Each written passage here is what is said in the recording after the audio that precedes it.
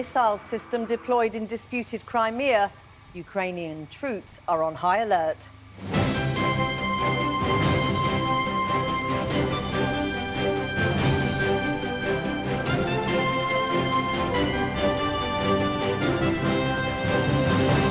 Good evening. Russian air defence missiles moved into Crimea. Ukrainian troops on the border on high alert. As an illustration of growing tensions between the two countries, the military manoeuvres and the diplomatic crossfire could not be clearer. So how serious are the latest developments? We speak to the Ukrainian ambassador to the UK. Also tonight, the Labour leadership furore continues. Now the party wins its appeal in court, meaning 130,000 new members could now be barred from voting in the contest. As Donald Trump's provocative statements continue to alienate leading figures in his own party, we talk to his favourite pastor. Hello, Florida! Who says Mr. Trump won't pander to any race. 2 more golds for Team GB rowers, but last night Great Britain lost out in the rugby sevens to Fiji, who won its first ever Olympic medal. We'll be with the Fijians playing rugby here in the UK. And he was the star of the hit series The Office, which ended more than 12 years ago. But he's back. The most cringeworthy boss in Britain, David Brent, returns, heading out of the office to hit the road, trying to make it as a rock star. We talked to Ricky Gervais about getting older, the world getting meaner, and why Donald Trump reminds him of David Brent. Donald Trump has got more in common with David Brent than he has JFK. He's an entertainer. He's a man who wants to be famous. Ukraine has put its army on high alert, claiming 40,000 Russian troops amassed on the border with the disputed region of Crimea. Moscow had threatened to take action after claiming armed Ukrainian forces were trying to carry out terrorist acts and warned it could cut diplomatic ties with Kiev altogether. And this afternoon, Russia announced it has deployed its advanced S-400 air defence missile system to the peninsula, which it annexed in 2014. Our international editor, Lindsay Hilson, reports. It's a classic Crimean summer, swimming amongst the battleships. Russians have been encouraged to holiday there since 2014, when President Putin annexed Crimea. But now, the Russian authorities say danger lurks beyond the Golden Sands.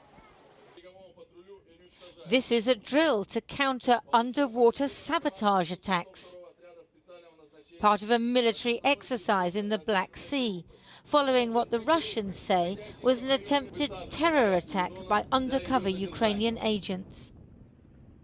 Today, Russian TV showed a car and hidden explosives allegedly seized from the supposed saboteurs. They paraded a bruised Yevhen Panov, saying he's a spy. The Ukrainians say he's a former fighter kidnapped by the Russians. Defence in the south of Ukraine is our priority, as the Russian authorities are issuing provocative statements and lies, and Crimea is being militarised. Today, Russia deployed S-400 anti-aircraft missiles in Crimea and hinted that relations with Ukraine could deteriorate further. As for breaking diplomatic relations, I wouldn't want that to happen. But if there's no other option left to influence the situation, the president could make such a decision. Pictures of President Putin proudly reclaiming Crimea from Ukraine went down well in Russia. As the economy falters and a month before parliamentary elections, he may want to whip up nationalism again. But today, he was busy sacking one of his oldest and most loyal lieutenants, his chief of staff. Dear Sergei Borisovich, we have been working successfully together for many years. I'm happy with how you handle tasks in your line of work. I remember well our agreement that you had asked me not to keep you as chief of the presidential administration for more than 4 years. And that is why I understand your desire to choose another line of work. President Putin sees the partial ban on the Russian Olympic team for doping as an anti-Russian Western conspiracy, another possible reason for stirring things up in Crimea. But who needs the Olympics when you have the Army Games, including the armoured vehicle slalom, underway in Russia now and featuring friendly countries such as China and Zimbabwe? It's just a competition, of course, showing off skills and equipment. But Russia's border with Ukraine is more tense today than it has been for more than a year. And there's a military message in the fun and games. Lindsay Hilsum. Well, earlier I spoke to the Ukrainian ambassador to the UK, Natalia Galabarenko, and I asked her about Russian allegations that her country has committed an act of terrorist sabotage in Crimea. All these are fantasies. And even at some point, like, I admire the conspiracy theories of the Russian Federation, invented, of course, by them. Because, you know, to try to depict this situation happened, as we see it, as an internal quarrel between the Russian intelligence and the Russian military, to depict it as some intelligence from Ukraine incursion. It's quite funny thing. But you want to reclaim Crimea. It is entirely possible that you would be involved in some sort of undercover tactics. Just the opposite, because we, of course, proclaimed that our idea would be at some point to finally reintegrate Crimea into Ukraine. But we are looking realistically at the situation. The way of destabilizing situation in Crimea in some way or another, it's not the best option to show people who are living at the peninsula that Ukraine is the best option for them. So we choose from the very beginning peaceful and diplomatic reintegration with the Crimea. Vladimir Putin says the supposed attacks are criminal and Russia will not leave them unanswered. Now, that is dangerous, isn't it? Does that unnerve the Ukrainians? Of course, it's a dangerous message, and that's why our president has already proclaimed their status of high alert for all our military forces. But that's dangerous too, to respond by upping the ante militarily, isn't it? We will not be responding, of course, in military terms to the Russian Federation, because we do understand where the military force is standing. But however, we are interested, of course, in the peaceful solution of the situation as a whole, and most of all, in the continuation of the negotiation process within the Minsk format. We know, the new British Foreign Secretary, Boris Johnson, has only said just today that Britain needs to normalise its relationship with Russia after many years of fraught relationships. Are you worried about that? Not really. I'm not worried because I know what is the position of the UK government. So they are ready to discuss with Russian Federation at certain level international agenda, such as Syria, Iran, because it's like obvious that without Russia, this conflict, for example, in Syria could not be resolved in the nearest time. But this doesn't mean at any sense that the UK will reboot its policy towards Russian Federation. Are you confident of that? Absolutely. I don't see any practical signs that showing that policy, for example, towards supporting Ukraine is just changed. Donald Trump said recently that Putin will never go into Ukraine. He seemed not to know that they were there already. What did you make of that? Maybe this is part also of pre-electoral campaign of Mr. Trump trying to raise some sympathies or even to shock some of electorate of Americans in the United States. But again, I do hope that, pre-electoral campaign is something playing with the electorate. And in terms of how you see the situation with Russia and Crimea playing out in the next few weeks and months, how do you see it? Now, at this stage, I exclude any massive attack against Ukraine. Merely even proceeding from the fact that Russian Federation, they were not looking for any real pretext to unleash attack against Ukraine. Ambassador, thank you very much. Thank you. Now, Labour's ruling executive has won a legal challenge, which means it can stop new members from voting in the leadership contest. The Court of Appeal said the party had acted within its powers by deciding who was eligible to take part. But supporters of Jeremy Corbyn said the ruling would disenfranchise almost 130,000 members and undermines democracy in the party. And the case isn't over yet, as Kieran Jenkins reports. We support Corbyn. Even by Labour's recent standards, it's been an extraordinary day of infighting, ending with Jeremy Corbyn accusing the party's ruling executive of making up the rules as they go along. We allow the appeal On the correct interpretation of the party rules, the National Executive Committee has the power to set the criteria for members to be eligible to vote in the leadership election in the way that it did. This was Labour's national executive in court to remove a leadership vote from 130,000 of its own members, against the will of the party leader. Why? Because they joined in the past 6 months. I'm hugely disappointed in the result for me and probably for 130,000 other Labour members that have been excluded under this ruling. I'm also hugely grateful for the over 2,000 donors that have supported us so far financially in bringing this action. Thank you very much. Well, it's going to be hard for the Labour Party to sell this as any sort of victory. They've had to fight their own members in court just to get to this point. And don't forget, Jeremy Corbyn had to come to court just to get on the ballot paper. Add to that tens of thousands of angry, disenfranchised members. It isn't pretty. At the very top of the party, a wrestling spectacle that wouldn't look out of place in Rio. Jeremy Corbyn and Ian McNicol, the party's General Secretary, who's pushed for these voting exclusions. And it comes as Mr Corbyn has tightened his grip on the party apparatus, his backers winning 6 seats on its national executive, giving him a voting majority. The Corbynite NEC could, in theory, remove the General Secretary. So the next person you see is really someone he wants on board. The NEC has the authority to set the rules of leadership. What we're asking is that those rules are guided by a principle of democracy and inclusion. That hasn't been the case. This time it feels a bit like they're making it up as they go along. Owen Smith said the outcome changed nothing. Many of those excluded get a vote as registered supporters anyway. And this man, very much against the grain, believes many of them are for Smith. The tactic that won for Jeremy Corbyn last time of signing up lots of new members could be used by his opponents. And that's what's happened. And the fact that 120,000 people have responded to the call about saving Labour, I think is hugely significant. Here's another significant number, 234, the number of constituency Labour parties now backing Corbyn. All I'm interested in is Jeremy Corbyn, and I believe that what he represents is something which is progressive, it represents truth and honesty, and I think lots of people can get behind that. His policies are great. Thank you very much. There's 4 more weeks of this. For Labour, it's been another bruising day. Kieran Jenkins reporting. A series of explosions across Thailand has killed at least 4 people and left dozens injured, including several foreigners. 2 men have been detained for questioning.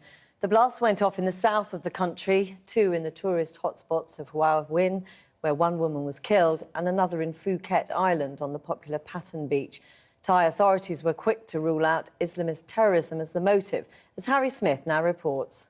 Anyone, can you help me? The authorities say they were small explosions from improvised devices, but still deadly in their impact. Some filled with ball bearings and other shrapnel designed to cause maximum casualties. Many set off in areas busy with tourists at times when they might have been out enjoying the nightlife.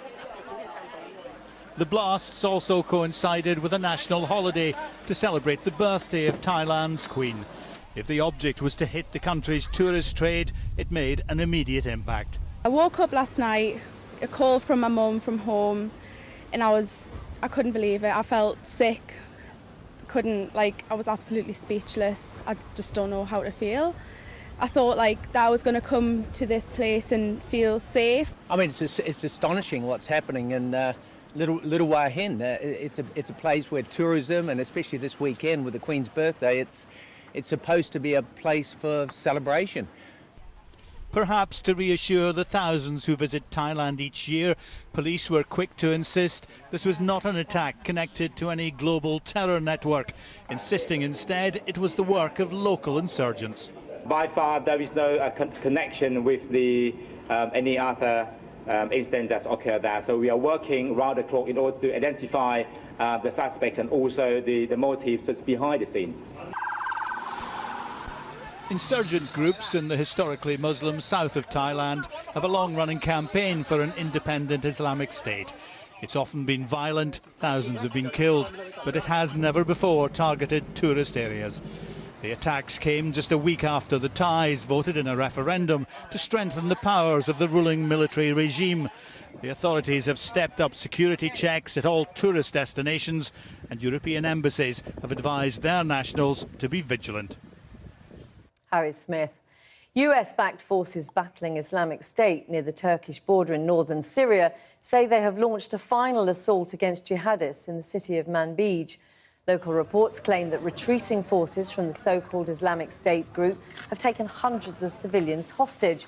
Last week, the Syria Democratic Forces, mostly made up of Kurdish fighters, said they had taken almost complete control of Manbij, with just a small number of jihadist fighters left in the city. Workers on Virgin Trains East Coast has to stage 3 24-hour strikes, including one on Bank Holiday Monday, in a row over jobs, working conditions and safety. Members will walk out on the 19th, 26th and 29th of August. The RMT union said the dispute involved about 1,800 members, accusing Virgin Trains of trying to bulldoze through changes. Virgin said its timetable will be unaffected. But good news if you're going across the channel. A strike by Eurostar workers will be suspended from midnight tonight. RMT members had just begun a 4-day walkout, but the union said it had begun making progress in talks over shift patterns and other issues. Thanks, Jackie. Well, after 2 weeks of campaign crisis sending supporters running for cover, Donald Trump will meet officials from the Republican Party later today to discuss the state of his presidential campaign. His provocative statements and brash style has continued to alienate his own side. 70 leading Republicans have published an open letter urging party funds to be diverted from Trump's campaign to vulnerable congressional races instead. It's been a rough few days for Donald Trump, with members of his own party refusing to support him and security experts opposing him. His controversial comments have caused a stir again. During interviews, he repeatedly claimed his political opponents, including current President Obama, are founders of the so-called Islamic State. He was the founder. I tell the truth. Actually, a lot of people like that I said it. He is the founder of ISIS. And Hillary Clinton is right there with him. Comments he has since pedalled back from, with a tweet last night passing them off as sarcasm. There's still fervent support for him at his rallies, although one voter was told to take down the Confederate flag in Florida, a symbol often associated with white supremacy. Trump's opening act is a black pastor from South Carolina, keen to rally African-American voters and to ramp up the anti-Clinton rhetoric. And she don't belong in the White House. I'm going to still say it. She belongs in jail. Lock her up. Hillary Clinton has hit back, once again calling on Mr. Trump to release his tax returns as she releases her own. Well, earlier I spoke to Pastor Mark Burns, who's in Florida, and I asked him for his response to the letter signed by leading Republicans saying that Donald Trump is divisive, incompetent, and should no longer be funded by the party. He's the candidate of the Republican Party and the Republican people who's put him there. And so, to my word to anyone or any leader who is still trying to fight Donald Trump or to remove him as the Republican nominee needs to stop being a Republican. Let's just turn to the Black Lives Matter movement. You've been somewhat critical of their rhetoric and their methods. And you say under Donald Trump, all lives will matter. Why is it, when it's quite clear America does have a problem of inequality, you would seek to undermine the Black Lives Matter movement? I think the initial intentions of the Black Lives Matter movement is valid. Those cries need to be heard. Black people have been treated ill here in this country. But there's a way about going about it. The moment the Black Lives Matter begins to talk about pigs on a blanket, or when do we want dead cops, we want dead cops now. The moment that rhetoric began to take place, the message got lost. Black issues have to stop being black issues, and they have to become American issues. But Pastor Burns, you can't disagree with the facts, can you? Young blacks are 4.5 times more likely to be killed by the police than any other group. There is a particular problem for African Americans in the US. So Black Lives Matter is a movement seeking to specifically address that. When you say all lives matter, you undermine that. Well, no, not really. Because again, in order for those issues to truly be addressed, they have to stop being black issues. In order for those issues to truly be addressed, they have to be American issues. In order for the real change to take place, we can create slogans all day long that hypes people up and make people feel good about themselves. But does change take place? Absolutely not. We know that with the black president, a sitting black president right now, that we're more racially divided than we ever have. I'm a black man from the South. I'm a black man from South Carolina. I'm married to a white woman. I know what real racism is. You're not talking to a novice. Well, given all of your personal history, how do you feel about the fact a Confederate flag was draped over at a Trump rally in Florida? It would seem some of Mr. Trump's supporters, at least, are keen on white supremacy. I was there, just so you know, for that supporter that had that rebel flag, and when they asked him to take it down, he went across the street and got an American flag and replaced it in his place. He made it very clear, I'm not a white supremacist. That flag to me means something. I disagree with the flag, personally, but to him, that flag didn't mean white supremacists. What is the Trump campaign doing to reach out to black voters? Because he's not polling very well at the moment. Some estimates say as low as 1 to 2% of black voters. I am all over this country all the time. I am talking to blacks literally all the time.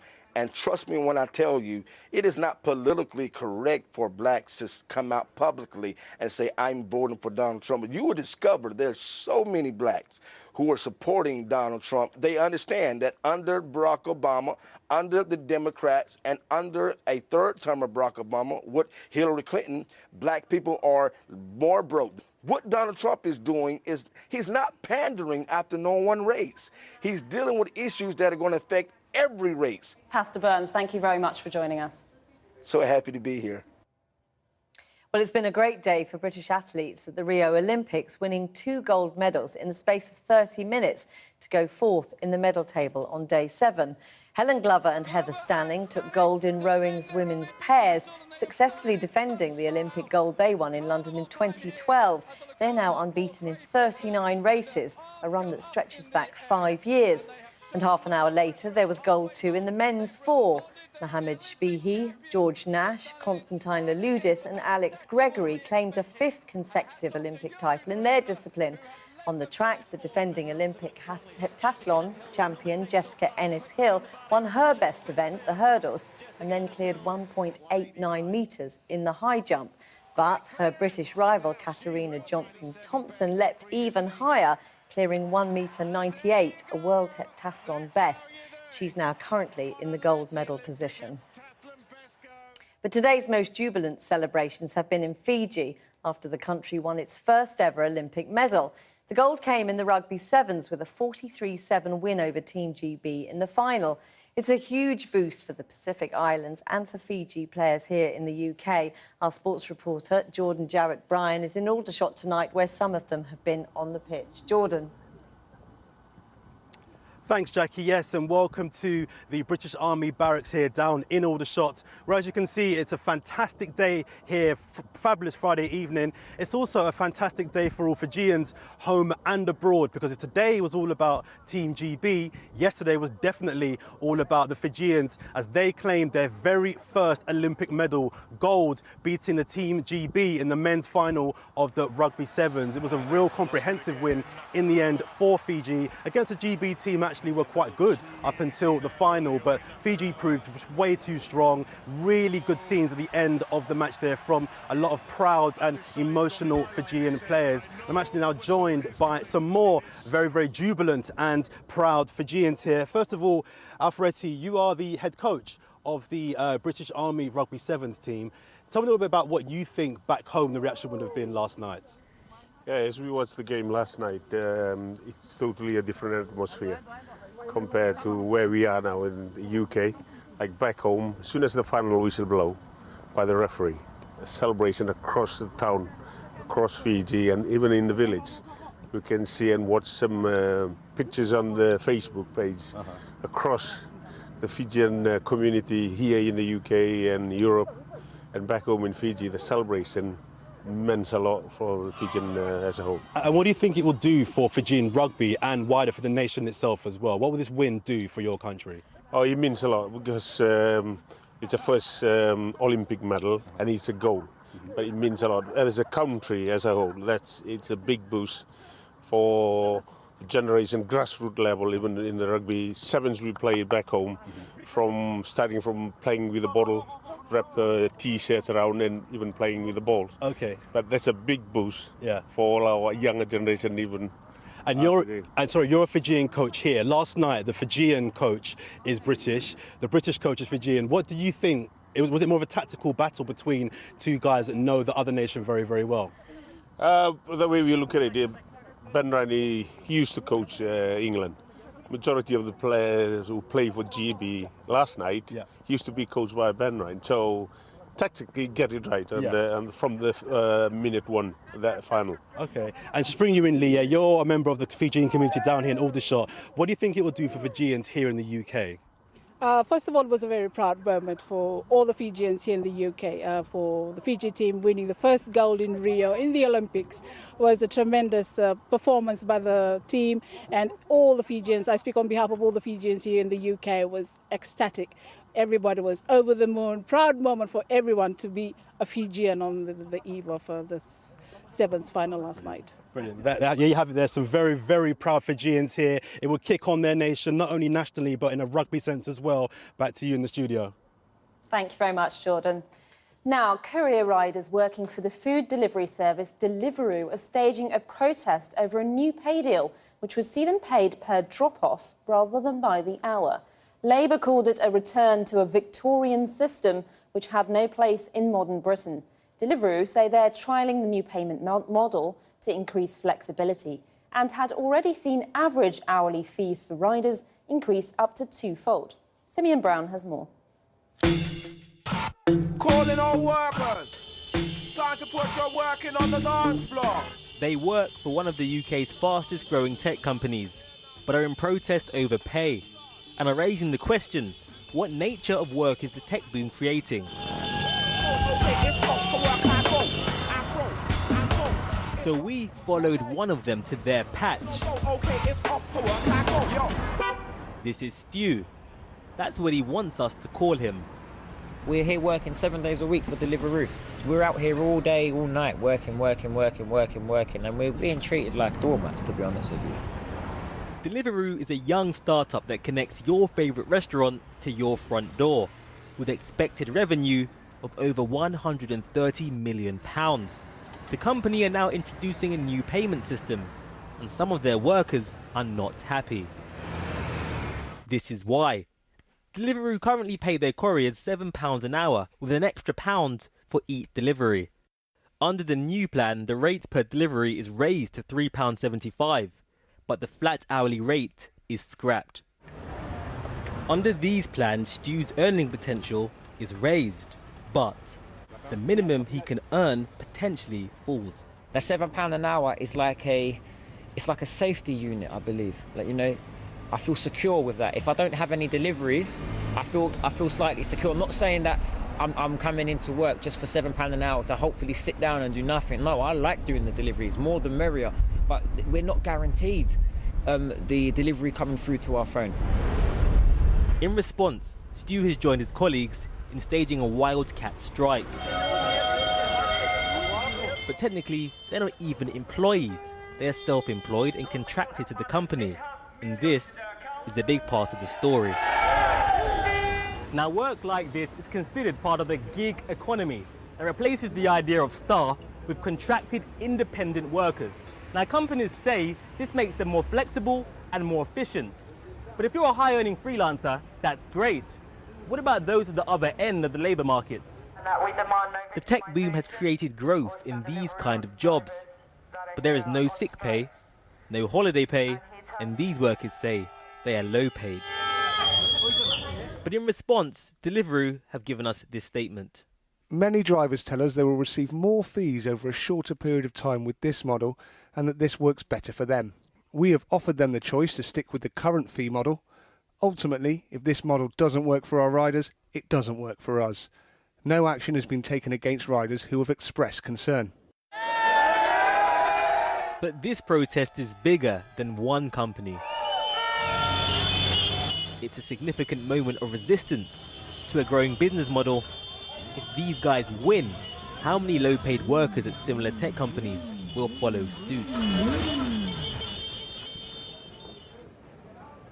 Ultimately, what this protest is about is who benefits from the tech revolution. Yes, these workers are campaigning about the changes to the payment system at Deliveroo. And yes, they're worried about this particular company. But it goes far wider than that. This campaign and this protest is about a business model that goes throughout the industry. Now, when you think about companies like Deliveroo and Uber, what they benefit from largely is having access to communities of sole traders rather than employees. This is what they call the so-called gig economy. Now, for these people behind me, they're not luxury consultants. They are not high-end members of the labour market. They're at the other end. They're on low pay. And so what does this kind of market mean for them? And this is the question that is effectively being asked of Deliveroo, but also wider companies who operate within this space. And the thing is now is what happens next. Who or which company is going to see similar campaigns or similar protests follow suit? Simeon, thanks very much. Well, it's one of the most deprived streets in an up-and-coming town, where the long-term unemployed live alongside the middle classes and a transient population of EU migrants. Last year, our correspondent Porrick O'Brien spent 3 days in Margate's Ethelbert Road to look at residents' experience of immigration. So what's the feeling on the street now about Brexit? Porrick's been back to hear from the people who live there, and a warning, his report does contain some strong language. I'm going to show you the Ethelbert Shuffle. Go for it. Our annual canter through the Ethelbert Parish newsletter. First up, Maggie has taken down her National Front sticker. The Slovakian Roma family next door to her have disappeared.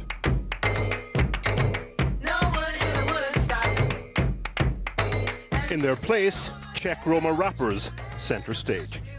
The racist dog, turns out, is just angry at everyone.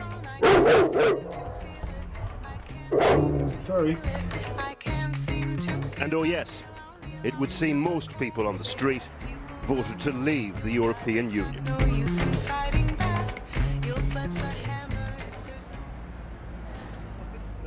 Maggie Burns, for example, for the first time in her life, feels empowered politically. You voted, you think you made the right choice by voting out, yeah? Yeah. Yeah. Makes Britain again. It makes us Great Britain again, instead of every country just coming in and taking over.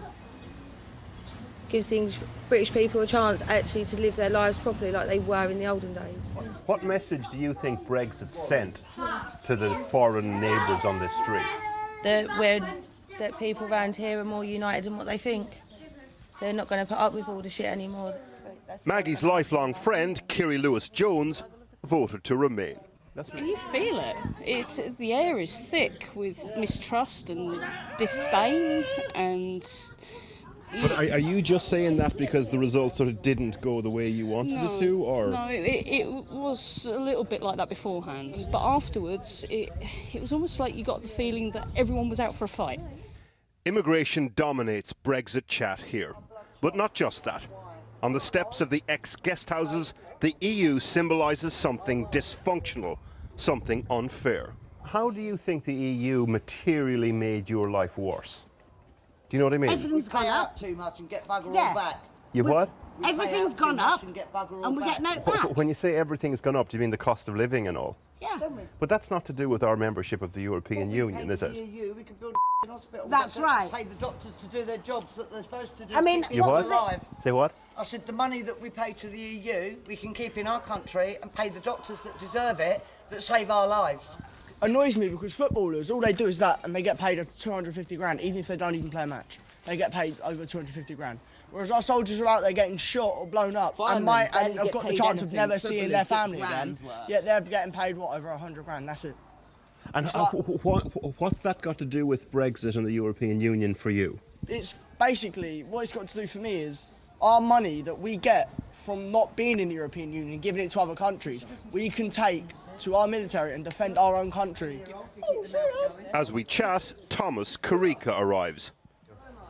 I remember you. You remember me? How are you? Good. Are you all right? Are you still playing the keyboard? The Slovakian Roma on keyboard from the last time. His brother Apat and family have left the street. Oh, he's not in Margate anymore. Bradford. He's gone to Bradford. Yeah. Is he?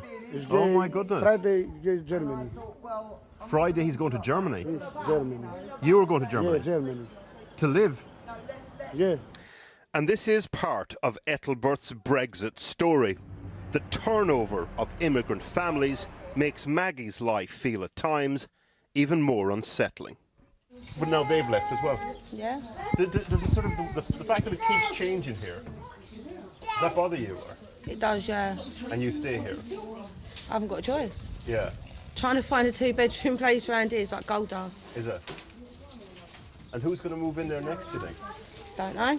I'm a Czech from a gypsy, now I told ya. Everything is different now since I got older. Every day people are crossing the border, cause where they was living was a torture. The next street over, and we stumble upon, wait for it, a Czech Roma rapping about immigration. Loving and caring, embrace everything it takes. I welcome every single nation and every race. This place where everyone gets displaced. Aaron Coogan and his friends grew up in Margate. They're taking the referendum vote personally. How personal does it feel? Yes, I did, yes. Did you? Every one of us did. You what? Every one of us did, I think. Yes. Is that right? Yeah, because I grew up here. I'm here since 2 years old. This is my life. This is like my country as well. And now that I have to leave this country is actually maybe is actually worrying me because But it sort of changed your relationship with this country in some way. No, not really. I still love this country, but it's just worrying me that I might have to leave this country. The beat naked, this is the real shit. Who knows me knows it. Aaron and his friends have a lot more to say, and we agree to meet them later. In the meantime, I'm really quite upset about what seems to be happening in the country. You know, it's just another Ethelbert stalwart from last time round, Sam Thomas, a middle-class Remainer. My take on it is that deprivation, the austerity programme of the government, has really militated towards this as well. But isn't there something like really condescending about that idea? Like they would say it's about regaining identity, it's about sovereignty, it's about quite lofty ideas, not just a sort of an angry reaction from the poor. Yes, no, I understand what you're saying, and I appreciate that. And I think that is, you know, there's certainly a strong element of that sort of sovereignty issue, but I think a big portion of it is this feeling of being left out. A snapshot of a street with a very particular experience of immigration is by definition an artificial temperature gauge. Sunset on the seafront. Back with Aaron and his friends. They are on the sharp end of this debate. I'm the one cleaning toilets in Tesco's, but still, end of the day, I'm getting money. I'm getting paid for it. I don't have to go. Legit money. They say their families left Czech Republic because they couldn't find work because of who they are. I mean, my dad goes work. He will never do it in Czech. He works at a jewelry shop. Yeah. Here. He would never get that job back in Czech. No. No. For these young men, Britain offered the security of a second chance. A proposition that for them now feels far less secure. It's hard to live in a country I wasn't born in. Politics are boring, they keep boring. Aaron's rap needs a rewrite. Politics is not boring on Ethelbert. Politics is personal. Mistreating, start loving and caring. Things on my mind, so I started to write.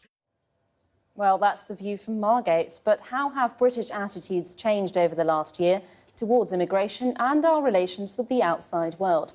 And has the decision to leave the EU changed anything more fundamental? Well, with me here to discuss it is the journalist David Goodhart, who's just published a paper for the think tank Policy Exchange. He believes Britain needs to curb immigration by introducing work permits for EU citizens and a population register. And also here is the author and Guardian columnist Zoe Williams. Welcome to you both. David Goodhart, can I turn to you first? You believe it's a legitimately held view by the majority of the British population that immigration needs to come down. So how many immigrants are too many? What's the target here? Oh, I don't know. I think there's no point in looking at targets, but I do think it has been, one of the great challenges of British public policy over the last 10 years or so is how to respond to that perfectly legitimate desire on the part of, 70–80% of the population to reduce the very high levels of immigration back to more moderate levels without damaging the economy. So you're not saying the government's 100,000 net migration target is something you're aspiring to? No. I mean, I think if large-scale immigration does not... I mean, if, having left the European Union, having ended freedom of movement, if the numbers do not come down reasonably significantly, I mean, perhaps to, around 200,000 or even a bit below 200,000, then the potential damage to the economy from the being excluded from the single market, which is the likely outcome of ending freedom of movement, it's going to be a very high price to pay, taking that economic hit if we don't get the numbers down, in a way that responds to public opinion. We'll come to the economy in a second. So, Williams, first of all, do you agree with this premise that it is the majority of the British people want immigration to come down? No, I mean, I don't think immigration is one thing, right? You've got immigration is students, it's skilled migration, it's unskilled migration, it's EU migration, it's non-EU migration. Nobody ever talks about student numbers because students count as an export. Nobody ever talks about skilled migrants because they count as a boon to the economy. So really what you're talking about is, all you're talking about is money, and you're talking about bagging people up by their wealth and by their skills. And I think that is part of the problem with the dialogue, is that the picture is completely dishonest. It's a completely dishonest picture. OK, let's put that, David Goodhart. It's a dishonest picture. There's a narrative of fear around immigration that you're playing into. I don't think so. I mean, this is, we have a much more open and rational debate about immigration now, and it's just the settled will of the British people that the numbers have been too high for very long. It's economically regressive. Of course, it has some benefits, but they're very unevenly distributed. It leads to over-rapid change in communities. We know all the arguments. Look, it doesn't. It's not the numbers are too high, is it? Because there are 500,000 foreign students in the country, and we say that's fantastic. Nobody ever says that's a problem. Those are numbers. Those are numbers. On the contrary, I mean, the student route. The number of students are a problem. Yes, is that a problem for you? The number of people who overstay their student visas is a problem. I mean, about 50% of students never actually leave, and that is so. A lot of people come to the country using the student route. Not everybody. You're not actually talking about numbers of people, are you? You're talking about what the economic worth is of people. Yeah. And you're kind of playing into a narrative in which unskilled labour costs a lot of money to the nation. Now, that actually isn't true. Unskilled labour, that's a lump of labour fallacy. The more people who come in, the more demand they create for goods and services, the more they grow the economy. So it's actually not true that these kind of unskilled cost us a lot. Something like, a lot of ordinary British workers do feel that the system is not working for them. That they feel they have a sort of a basic sense that there should be some sort of national citizen favouritism, and they say nearly 20% of people in low-skilled jobs are born outside the UK. That does create resentment, and that is one of the reasons why we had the Brexit vote. So we are going to have to end freedom of movement. We're not going to stop immigration. We're going to have a much more selective system of immigration. We're going to continue to have a lot of students, a lot of high-skilled workers will be fine, and we are going to cut down dramatically on low-skilled workers. Because there's such a lot of slippage in that argument, it's ridiculous. The fact that a lot of people feel that their living standards have gone down because of immigration does not equate to that being the reason their living standards have gone down. Their living standards have gone down because their wages have gone down and their rents have gone up. And the drivers for that are about employers exploiting them and landlords kind of seeking rents, right? We've got a huge number of economic drivers that are making people poorer, and immigration is nothing compared to a huge amount of rent-seeking behaviour on the other side. So that's the first point. The second point, that, we can kind of ameliorate people's lives and the pressure on public services just by kind of creating an enmity narrative with immigrants is wrong. And furthermore, this whole idea of kind of a preference for national citizens, all you're talking hold on a about second. is... David, what does that actually mean, national citizen preference? Well, I mean, that is the sort of general assumption of all countries. Yeah. Is that, you know, in the distribution of public goods, your national citizens come first. Now, that is made impossible by European freedom of movement, because we have to treat all Europeans as if they're British citizens, But this is except they can't vote in national This is elections. absolutely maddening. What the kind of thing you're talking about is But Zoe, training well, I young mean, people. you're a critic of short-termism and British capitalism. Yeah, I mean, I really am. Our employers are essentially leeching off the training system of other European countries at the moment. We have, you know, very large sections of low-skill employment. David Goodhart, Zoe Williams. We can talk about this all night, but we can't. Jackie. They've travelled from 100 countries. 30,000 Ahmadiyya Muslims are gathering in Hampshire this weekend in one of the biggest gatherings of its kind. The festival comes in the same week that a Bradford man was jailed for the sectarian killing of a shopkeeper who belonged to that community. Across the world, Ahmadiyyas face serious persecution from those who don't regard them as proper Muslims, as our Home Affairs correspondent Darshna Soni reports. It's been described as the religious version of Glastonbury, one of the biggest festivals of its kind in this country. It's very spiritual, and it's you enjoy it lots, and you get to be with lots of people, and yeah, it's great. 5,000 volunteers are needed to organise the convention. There's even a bakery specially installed on site, churning out 10,000 chapatis every hour.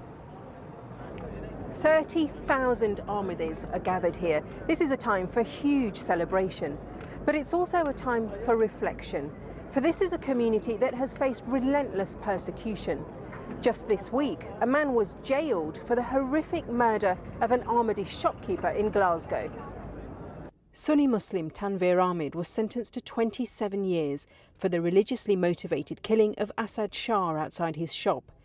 Mr. Shah's family had moved to the UK because of persecution in Pakistan. Many Ahmadis believe hardline views are being imported to the UK. We need more of this cohesion within the community, which is based on the true values of Islam, and we need to work together against extremism and intolerance within the community. I'm from Canada. Ah. I'm from Germany. You're from Germany? Yes, we are brothers. And one is in UK. Brothers Omar, Ali and Tariq have travelled here from 3 different countries to meet up. Reflecting on the current climate in the UK, you know, post-Brexit, there's been a lot of attacks. We had the murder of Asad Shah up in Glasgow. We're just asking people how they feel here at the minute in the current climate. That was a very sad news when I heard about it. We in Canada, we heard about it as well. And it was really disheartening that something like this can happen in a country where we are actually allowed to we are supposed to live in peace and harmony. It's difficult because most people, they don't see the difference straight away. It's just Muslims. They don't see like there's Shia, there's Sunnis, Ahmadis, whatever there is. In the end of the day, we all pray to the same God. We have the same book. We have the same prophet. If we all just follow the same rules, because there's no difference in any. So you're saying that people outside of the community just look on you as the same. They don't realise you've got your own. Yeah, like you face your own persecution. You wouldn't tell them. They wouldn't know. The event is strictly gender segregated. Our cameraman wasn't allowed to film in the ladies section, but a couple of women volunteers agreed to be interviewed. It's always a pleasure being here. It brings in a lot of diversity and unity, and I think that's what the platform is for, that to celebrate together in one place. Almost together, because the women are segregated. Well, I think women feel empowered being segregated, and they feel they can have their own space without the men being involved. So we don't always see that as something negative. The festival continues over the weekend, with delegates expected from 100 countries. Darshna Soni, Channel 4 News, Hampshire. After the break, I meet Ricky Gervais. His new film takes the dysfunctional boss David Brent on the road with one last stab at rock star fame, and he finds it a tougher, darker world than before.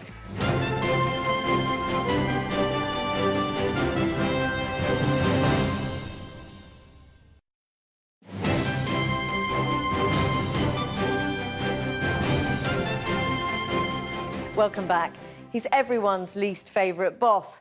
And 15 years after the first episode of cult comedy The Office, David Brent is back in a new film, Life on the Road, where he's become a travelling salesman who dreams of finding fame as a rock star. Reflecting some of the turmoil of our times, Ricky Gervais has penned a character who lives in a darker and meaner place, as I found out when I went to talk to him earlier.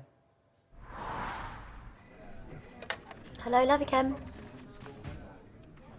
He's back. Christ, see you again. Do you miss me? Hello, I'm David Brent. You probably know me as the star of the BBC Two documentary The Office back in 2000 No, that was then. This is now. I'm currently a singer-songwriter, and a rep. It seems to me, watching the film, that the world's become a harsher place for David Brent. Yeah, that was sort of the point, really. I suppose, you know, The Office came out of me watching a lot of docu-soaps of the 90s, and they were quite quaint. It was about an ordinary person getting their 15 minutes of fame, and then that was the end of it. But fame's different nowadays. It's insatiable, it's more ruthless. You know, since then we've had things like X Factor and Britain's Got Talent, and people getting Big Brother by promising bad behaviour. They say, we'll play up, we'll do this, we'll do that, and it's like an unwritten contract, and they say, OK, you promise you will. And they get rewarded for it, you know? There's no difference now between fame and infamy. Because that is really what's interesting about the film, I think, because when you watch The Office, you know, David Brent is a bit of a plum, but people sort of like him or they want to look after him. That's exactly right. And in the film, people are so mean to him, I found bits of it unbearable. Well, that's it, because 15 years ago, he was a prat and he stood out. He was, you know, 39, he was the boss, he should have known better. Now he's not the boss, now he's 55, so it's already a bit sadder, same age as me, which is tragic, being 55. He is bullied. It's horrible to watch at bits. I mean, it's a funny film, yeah. but there are bits of it that you just... It is quite sad. But I think that about real things. You know, I watch Big Brother. I think this... How many times have you seen a D-lister who's fallen from grace, goes into Celebrity Big Brother, and they say, I just want to show the public a different side of me? I'm screaming, going, why do you care about... They want you to fail again. You're entertainment. But I suppose the D-listers want what you've got, which is massive fame, success. Yeah, but it's a sort of different... Yeah. I mean, I feared fame because I didn't want to be lumped in with those people that do anything to be famous. You know, I knew it was sort of an upshot of what I do, and I think people see people like George Clooney and they go, well, he's happy. Well, yeah, because he's doing something he loves. He's doing something he's proud of. He's worked at it, you know? He probably doesn't like the red carpet as much as all the other stuff. They just want to jump to the red carpet. And it's odd. And that's David Brent's biggest mistake, that he's confused popularity with respect. When I left Wernham Hog, I found myself again. And I started to do what I do best, entertain. Keep the noise down. Nah, turn it up. The music is not a byproduct of this. It's central to it. He's not rock and roll, Although but he's trying to be. And that's about Brent all over. He's trying to be something he's not, and that's what's funny. That's what's funny. Someone trying to be something they're not. We see that in ourselves, and we laugh at it. Is it right that the late David Bowie liked Slough? The track rather than the place? I sent in the demo of Slough, and he sent back perfect. In fact, I'd like to hear a whole album of Brent singing about towns of Britain. Right, who wants a T-shirt? We are going to get a little bit funky, probably too funky. Is the lead singer cool? Just when you're thinking can't get any worse, you shoot a fat girl in the face with a T-shirt gun.